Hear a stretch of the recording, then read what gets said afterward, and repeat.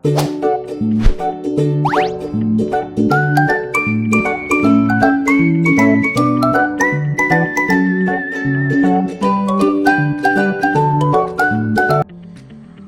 assalamualaikum warahmatullahi wabarakatuh. Perkenalkan, nama saya Tira Kasmita dengan NIM D25040123. Pada video kali ini saya akan membahas tentang etika profesi guru, mulai dari kesalahan yang sering dilakukan guru, perilaku guru yang kurang mendidik, peran guru dalam pembelajaran, sampai perilaku etis yang seharusnya ditunjukkan seorang guru. Ya, pembahasan ini penting karena etika profesi menjadi pedoman agar guru tidak hanya mengajar dengan cara yang manusia, adil, dan berprofesional. Ya, langsung ke pembahasan yang pertama, yaitu etika profesi dan perilaku etik.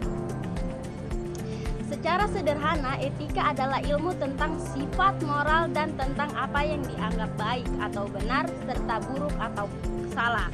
Dalam profesi keguruan, etika menjadi dasar untuk menentukan apakah perilaku guru sudah sesuai dengan nilai moral. Terus, etika profesi keguruan dapat dipahami sebagai konteks moral yang menjadi pedoman bertindak bagi para guru.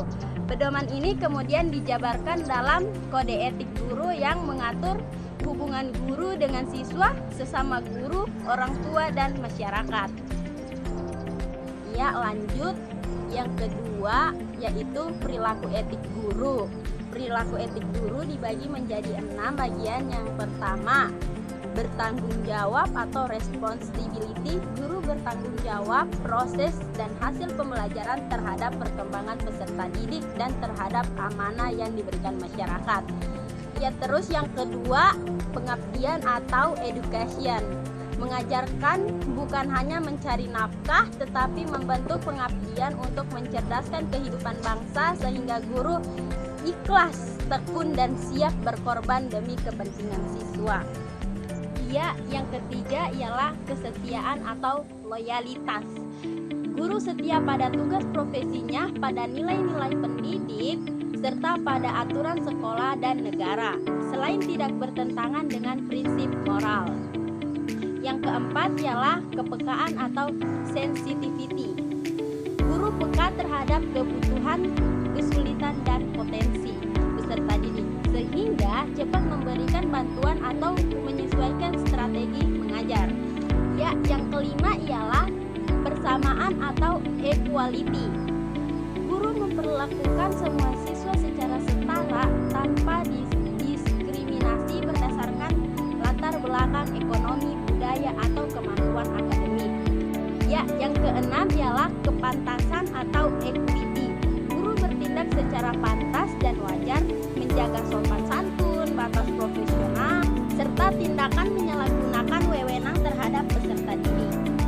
Ya, kita lanjut yang ketiga, yaitu moral. Guru harus selalu memprioritaskan kesejahteraan siswa dengan menghindari kesalahan seperti merendahkan murid atau membocorkan rahasia, karena hal itu merusak kepercayaan dan perkembangan anak.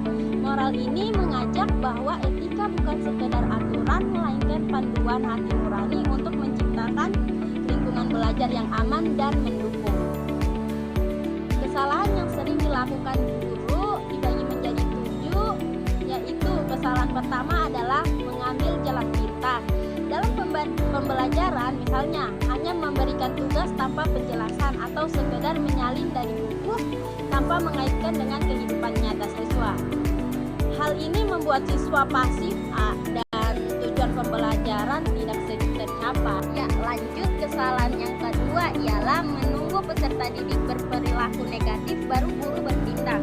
Seharusnya guru membangun aturan kelas dan pencegahan sejak awal, bukan hanya bereaksi ketika masalah muncul. Nah, kesalahan yang ketiga ialah menggunakan disiplin yang destruktif seperti memarahi, mempermalukan, atau memberikan hukuman fisik. Tindakan ini tidak hanya melanggar etika tetapi juga merusak kepercayaan diri dan kesehatan mental peserta didik. Ya, kesalahan yang keempat ialah guru juga sering mengabaikan perbedaan peserta didik.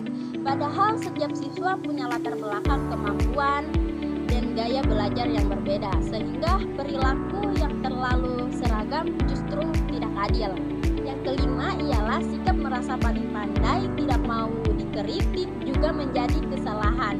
Guru yang etis justru mau belajar dari siswa, rekan sejawat dan perkembangan ilmu pengetahuan.